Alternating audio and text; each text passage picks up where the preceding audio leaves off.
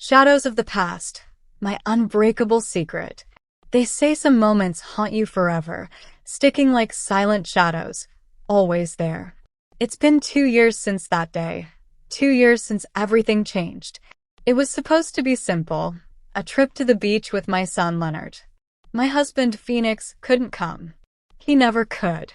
Work always came first, and I was used to it, used to being alone. But that day wasn't normal. Neither was that moment. Nor now. We spread out the beach towels. The sun was hot, maybe too hot. I lay down, feeling finally free from the noise of the world. I asked Leonard to help me rub oil on my back. I didn't think twice about it. He's my son, my boy. Why would I have? At first, it was nothing, just his hands on my skin. But then I felt it. I felt him linger, lower and lower. And I didn't stop him. Why didn't I? You think you know yourself. You think you know your family. But there's always a moment that can unravel everything. For me, it happened that day on the beach. And I've never been the same. Phoenix and I had been married for over 15 years. If you asked anyone who knew us, they'd say we were the perfect couple. A nice house, good kids, a stable life. But you don't see the cracks until you're inside the walls. You don't feel the emptiness unless you live it. For years, Phoenix's work was his world. He worked late nights, weekends, holidays. I told myself he did it for us, that the overtime and dedication were for the life he was building for our family. But after so long, that story starts to crumble. What's the point of a house if no one's ever there? I became invisible to him. When he came home, he barely looked at me. He stopped asking how I felt, what I wanted, what I needed. We spoke in short sentences, mostly about bills, groceries, and the kids. He loved Leonard and his little sister, I say, but even with them, his presence was like a shadow. He was there, but not really. I often sat at the table across from him, wondering if he still saw me. That morning, I remember standing in the kitchen as Phoenix rushed toward the door. He grabbed his briefcase, kissed the top of Isa's head, and looked at me just once. Sorry, Freya, I can't make it today. Something came up at work. I didn't even argue. I just nodded, like always, my throat tight. I told myself it was fine, Leonard, and I could go alone. Leonard was 16 back then, tall and lanky, with the same brown eyes as his father but a softer face. He didn't say much, even when I told him it would just be the two of us. I think he'd gotten used to his dad bailing too. He just shrugged, grabbed the bags, and followed me to the car. I glanced at him in the passenger seat on the way, earbuds in, staring out the window like all teenagers do. I couldn't help but smile. He was growing up so fast, and sometimes I wondered if I blinked, I'd lose him too. The drive to the beach felt endless. My mind wandered, as it always did, to Phoenix. I thought about all the things we used to do together. Movie nights, long walks, trips nowhere just for fun. I thought about the way he used to touch me, the way his eyes lit up when he saw me. I hadn't felt that in years. I hadn't felt anything. I was so tired of being invisible. We finally arrived, and Leonard helped me carry the bags to a quiet spot near the water. I spread out the towels while he set up the umbrella. I don't know why, but I suddenly felt the need to talk to him. Maybe because he was the only one there, or maybe I just needed someone to hear me. It's nice to get out, isn't it? I said, trying to sound cheerful. He just nodded, pushing his hair back with his hand. Yeah, it is. I lay down on the towel, feeling the sun's heat seep into my skin. I didn't move for a while. I just let go, still, as if trying to lift the weight of the last few years off me, even if just for an hour. But then I remembered the oil. I turned to Leonard. Can you help me rub this on my back? I asked. I can't reach it myself. He looked at me for a second, almost hesitant, before taking the bottle from my hand. I lay back face down on the towel and waited. The first touch was gentle, cautious. His hands were uncertain, like he didn't want to hurt me. I smiled to myself because it reminded me of when he was little, when he'd hold my hand to cross the street. His hands were so small back then. "You can press a little harder," I said, my voice muffled. "It's fine." He listened, and his hands grew firmer as he spread the oil over my shoulders and down my back. I closed my eyes and tried to focus on the warmth, the rhythm of his touch. For a moment, I let myself enjoy it. It had been so long since anyone had touched me, and that thought hit me harder than I wanted to admit. But then I felt his hands slide lower, slowly, carefully, along the curve of my lower back. My breath caught in my throat, and I opened my mouth to say something, but nothing came out. My mind raced, but I stayed silent. I told myself it was nothing, that he was just helping, that I was imagining things. But I wasn't. His hands hovered there for a moment, near the edge where my towel ended. I could feel his hesitation. I could feel mine. And instead of stopping him, I said, "It's okay. You can rub there too." The words hung in the air like something toxic, and as soon as they left my mouth, I knew I couldn't take them back. Leonard didn't say anything. He didn't stop either.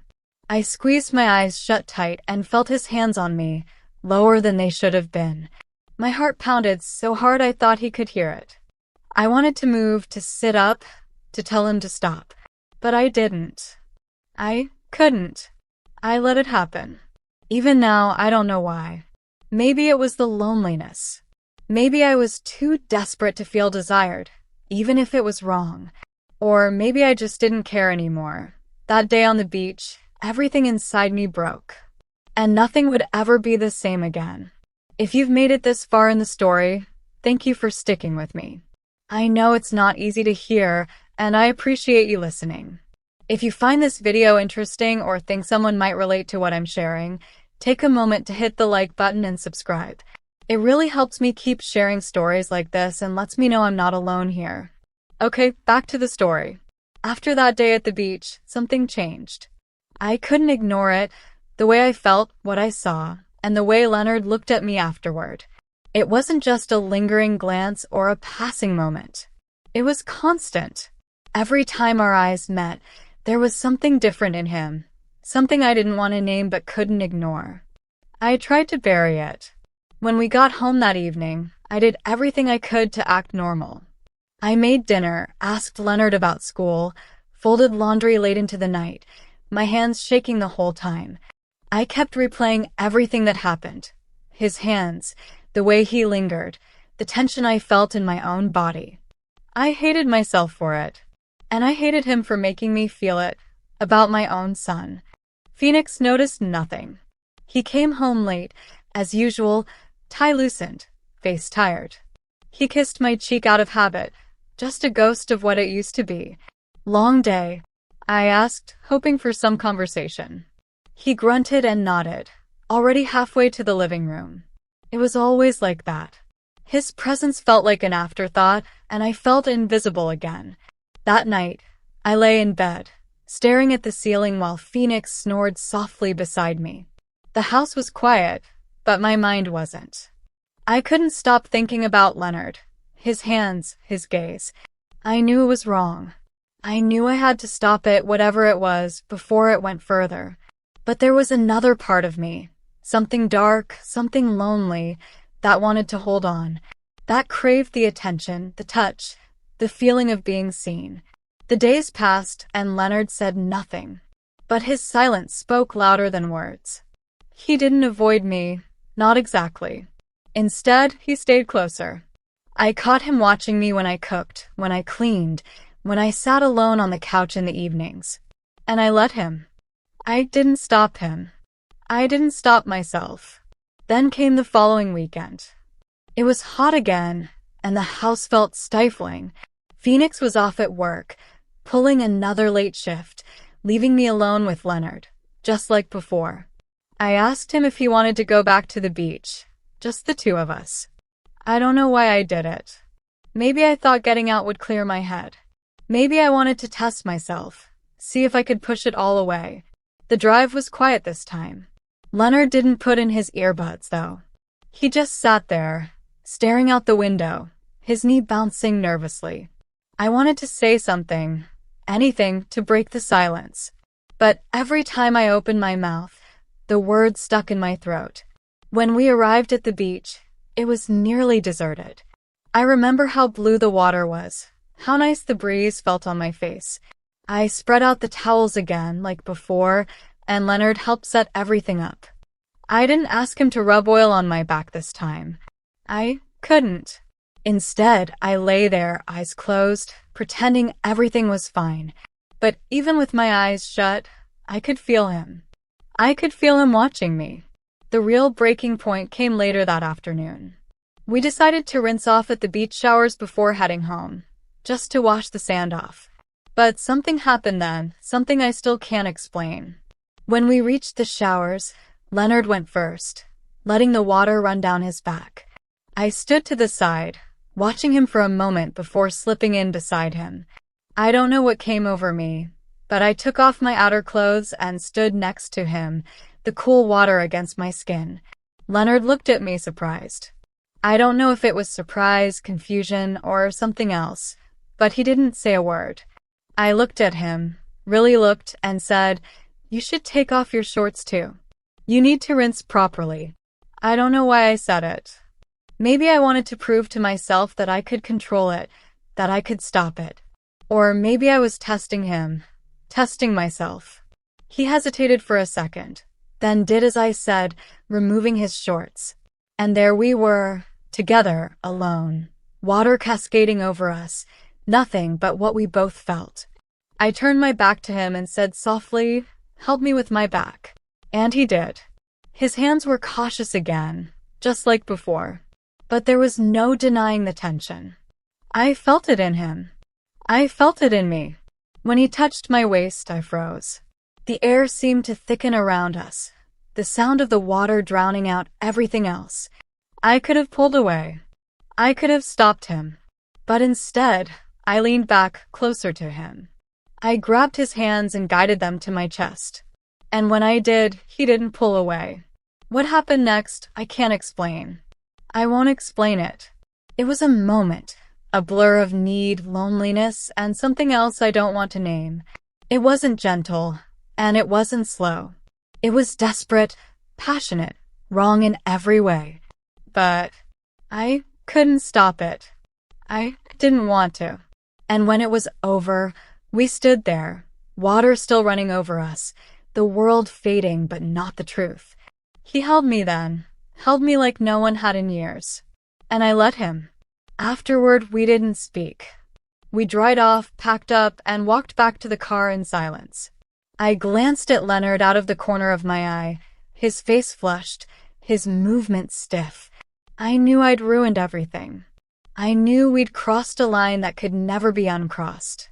And yet, for the first time in years, I felt alive. The drive home was silent at first. The car felt too small, too heavy, as if the air itself weighed on us. I gripped the wheel, trying to focus on the road, but my mind swirled. I could still feel Leonard, his hands, his body, the weight of what we'd just done. I kept stealing glances at him in the passenger seat. He sat rigid, staring out the window, his face flushed, jaw clenched. And then, out of nowhere, he spoke. "Mom," he said, his voice low, almost uncertain. I didn't look at him. I couldn't. But I heard him. What happened back there? My heart skipped a beat.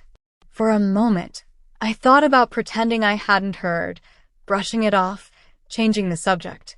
But there was no point in pretending anymore, not after what we'd done.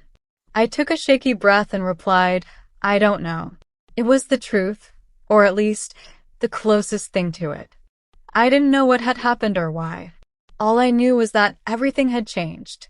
We were both so quiet after that, sitting there in the dark. I thought that would be it, that we'd go home, try to forget, and pretend nothing had happened. But Leonard had other ideas. Before I could open the car door, he leaned in and kissed me. It started hesitant, like he was afraid I'd pull away. But I didn't. I let him kiss me, and I kissed him back. And then I lost control. I don't know if it was the loneliness, the years of neglect, or the way Leonard looked at me, like no one had in so long. But I let it happen. right there outside our house. Leonard pulled me toward him, his hands sliding over me as if they belonged there. I felt alive. I felt desired. I felt seen for the first time in years. I didn't care about anything else. I don't know how long we stayed like that, tangled together. But eventually we went inside.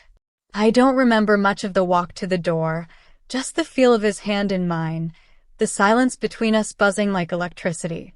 We didn't speak. We didn't need to. Once inside, everything intensified, as if we'd been holding back too long and the dam had finally broken. The days that followed were a blur. Leonard stayed close to me, always finding reasons to brush against me or look at me when no one else was watching. I told myself to stop, to pull away, to end it all. But every time I looked at him, I saw the same loneliness. I felt it. It was like we were mirrors of each other, reflecting the same need, the same emptiness. And I couldn't say no. I didn't want to.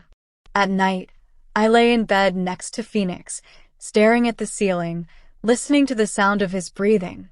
I thought about Leonard in the next room, about how his hands felt, about how he made me feel alive again. And then I closed my eyes, guilt coiling in my chest like a snake. I knew it couldn't last. I knew it was wrong. But I couldn't stop. The tension between us grew stronger each day until it finally exploded. It was late one evening. Phoenix was at work again, Isa was asleep, and Leonard and I were in the kitchen. I was doing the dishes, trying to distract myself from everything, when I felt him behind me. I turned, and there he was, looking at me the same way he had on the beach. "Leonard," I said softly, trying to warn him. But he didn't stop. He stepped closer, so close I could feel his breath on my neck. "Mom," he whispered, "I can't stop thinking about you." I froze. My heart pounded so hard I thought it might burst. I wanted to tell him to stop, to go back to his room, to leave me alone. But I didn't. Instead, I looked at him and said the one thing I shouldn't have: I can't stop either. And that was it. That was the moment everything crumbled. Leonard kissed me again, harder this time, desperate. And I kissed him back. I didn't care that it was wrong. I didn't care about Phoenix or Isa or the life we'd built.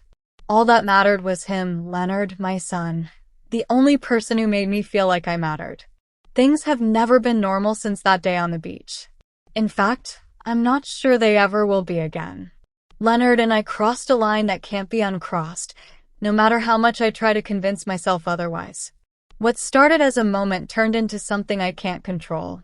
The guilt is there, heavy, constant, but it doesn't stop me. And that's the part that scares me the most. I look at my husband, Phoenix, and my daughter every day and wonder how he doesn't see it, how he doesn't notice the cracks spreading through our family. Maybe they're too wrapped up in their own lives to see me slipping. Or maybe I've gotten better at hiding it.